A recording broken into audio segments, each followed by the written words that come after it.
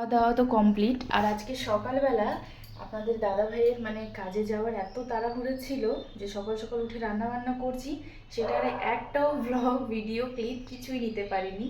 তো খাওয়া দাওয়া এখানে প্রায় কমপ্লিট, বাসনটা পড়ে রয়েছে, মাজবো একটু পরেই। আর এখানে হচ্ছে আজকে দুপুরবেলা রান্না, মানে আজকে দুপুরে রান্না হয়েছিল হচ্ছে কাতলা মাছের সজনে ডাঁটা দিয়ে পাতলা করে একটা ঝোল, আর হচ্ছে কাতল মাছের মাথায় হচ্ছে আতপ চাল দিয়ে একটা হয়েছিল ঘন্ট, তারপরে হচ্ছে ভাত ছিলই এগুলো। এবার রাতের জন্য তো করতে হবে, কারণ লাঞ্চ নিয়ে গেছে ও, তো তারপরে আমিও খেয়েছি।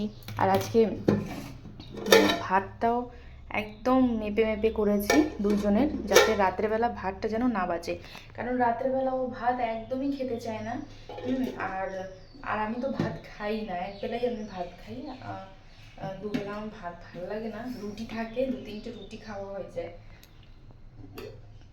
দুধ গরম করে রাখা হয়েছে বাইরেই, সন্ধ্যাবেলা খাওয়া হবে এটা। তারপরে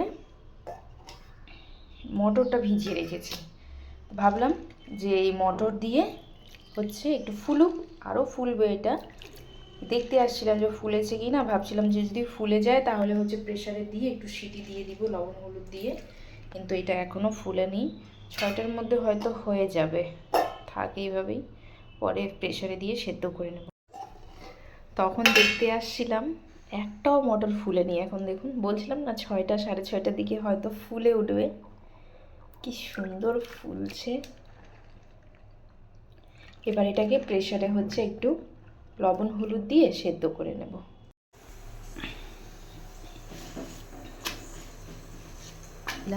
সেগুলো খুব সুন্দরভাবে ফুলে ফেঁপে উঠেছে। এইবার প্রেসার কুকারে একটু লবণ হলুদ দিয়ে সেটাকে সেদ্ধ করে নিচ্ছি, আর সঙ্গে 2টো আলুও দিয়েছিলাম। এদিকে হচ্ছে রাতে আমাদের তো রুটি না হলে একদমই চলে না, আমাদের বলতে আমার তো একদমই চলে না, আর ও হচ্ছে রাতে রুটি পছন্দ করে। তো প্রায় গরম হোক ঠান্ডা হোক আমার রুটি চাই, আমার ভাত একদমই পছন্দ না। দিনের বেলা আমি ভাত খেয়ে নেব, আর এমনি মাঝে মধ্যে ঠিক আছে, কারণ কারো বাড়িতে গেলে তো সে আর আমাদের জন্য স্পেশালভাবে রুটি করবে না, বা তাদেরকে বলাও যাবে না। আর বাইরে গেলে আমরা খেয়ে নিই, ম্যানেজ করে নিই, সেই সময় ম্যানেজ করা যায়। কিন্তু নিজের বাড়িতে ম্যানেজ করার কী আছে বলুন, যখন জিনিস আছেই। তো অত আলসামো না করে আমি হচ্ছে ঝপাঝপ করে আমাদের দুজনের জন্যই তো শুধু রুটিটা করে ফেলি। তো এই দিকে জানি না, আজকে রুটিরও মনে হয় মুডটা ভালো ছিল না, ফুলতেই চাচ্ছিল না রুটিগুলো। না না, দেখুন এই একটু ফুলছে। আজকে তার মধ্যে রান্নাঘরে এত গরম লাগছিল, মানে একটু সকাল থেকে আজকে রোদ হয়েছে তো, যার জন্য একটু সন্ধ্যার বেলার পর একটু গরম লাগছিল। এদিকে আমার রুটি বানানো পুরোপুরি কমপ্লিট, লাস্টে একটা বেঁচে রয়েছে, দাঁড়ান সেটাকে আগে উলট পালট করে দিচ্ছি। এইবার হচ্ছে প্লেটের যে আটাটা থাকে সেটাকে ঢেলে ভালোভাবে ঢাকাটা বন্ধ করে মুছে বক্সটা রেখে দিচ্ছি। আর আমি এবারে ভাবছি যে বাড়িতে আস্তে আস্তে করে প্লাস্টিকের যত জিনিসগুলো থাকে, যেমন প্লাস্টিকের কৌটো, এগুলো না মানে চেঞ্জ করব, স্টিলের জিনিসগুলো কিনবো, দেখতেও সুন্দর লাগে বলুন, আর পরিষ্কার থাকে, ভালোও লাগে। আর প্লাস্টিকের জিনিস বেশি ব্যবহার না করাই ভালো, তবে এখন প্লাস্টিকের তো অনেক ভ্যারাইটি বেরিয়েছে, কন্টেনারগুলো মশলাপাতি এগুলো রাখার, দেখতে কিন্তু ভালোই লাগেও সেগুলো। এদিকে দুপুরের ভাত আমরা দুজন খেয়েছি, এই অল্প কোটা বেঁচেছে, এইটা তো আমি খাবো না, রাত্রেবেলা ওকে দিব, ও খেয়ে নেবে একটু ভাত আর রুটি মিক্স করে। চলুন এবার হচ্ছে মটরের যে ঘুগনিটা সেটা বানিয়ে ফেলি। মিক্সির জারের মধ্যে হচ্ছে আদা রসুন আর একটা বড় সাইজের পেঁয়াজ ছিল, সেটাও কুচিয়ে দিয়ে দিয়েছি। এবার অল্প অল্প জল দিয়ে মশলাটাকে ভালো করে বেটে নেব।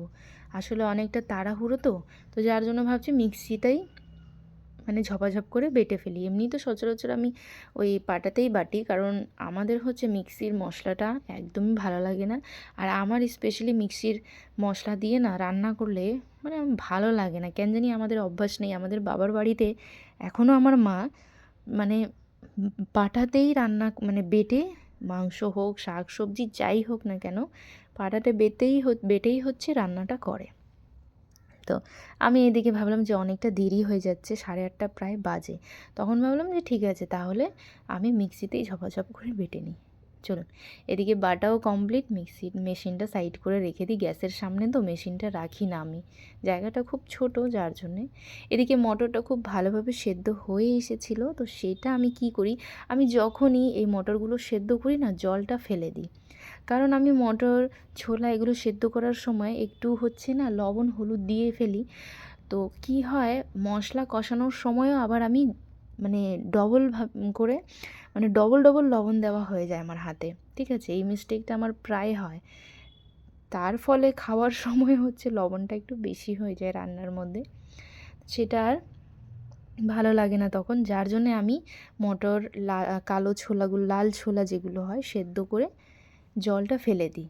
ফেলে দিয়ে একটা ঝুড়ির মধ্যে রেখেছি। এদিকে কড়াইতে হচ্ছে তেল, জিরে, শুকনো লঙ্কা ফোড়ন দিয়ে বেটে রাখা আদা রসুন পেঁয়াজ বাটা, চিকেন মশলাও দিয়েছি। আজকে ঘুগনিটা না একটু মানে মানে মাংসর মতন করে রান্না করব, কষিয়ে কষিয়ে। আর হচ্ছে অর্ধেক টমেটোও দিয়েছি, বড় সাইজের টমেটোটা ছিল তো ভাবলাম অর্ধেক দিয়ে দিই। কিন্তু হ্যাঁ, টমেটোর বীজটা ফেলে দিয়েছি। আমরা টমেটোর বীজটা, আমি কোনো রান্নার মধ্যেই টমেটোর বীজ মানে ব্যবহার করি না, বীজটা ফেলে দিয়ে তারপরে ব্যবহার করি। তো এইদিকে হচ্ছে টমেটো দেওয়ার সঙ্গে সঙ্গেই আমি হচ্ছে সেদ্ধ করে রাখা মটরটাও দিয়ে 1 কাপের মতন জল দিয়েছি। এবার কিছুই না, ঢাকা দিয়ে ঢেকে ঢেকে আমি হচ্ছে মানে মশলা আর এই মটরটাকে ভালোভাবে কষিয়ে নেব। চলুন, এবার ভালো করে মিক্স করা হয়ে গেছে।